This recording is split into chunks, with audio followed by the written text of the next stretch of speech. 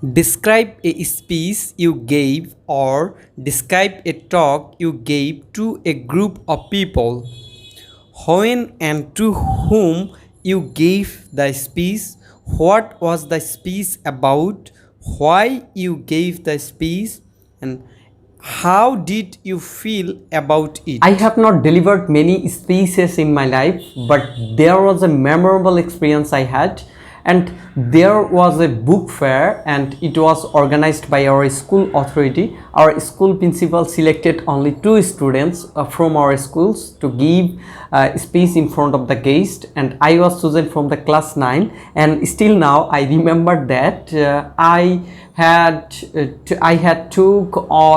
taken only 1 day for prepare myself, and including with the nervousness, our teacher helps me how to give proper speech in this program, and I try to highlight in this speech how improve our reading skills and importance of the reading books. And furthermore, I also discuss those people who read books. They can contribute for the country, and they also consider not only the society but also the whole country. They consider as a idol man, and they can also acquire knowledge, and they can also teach for the general people. And those people who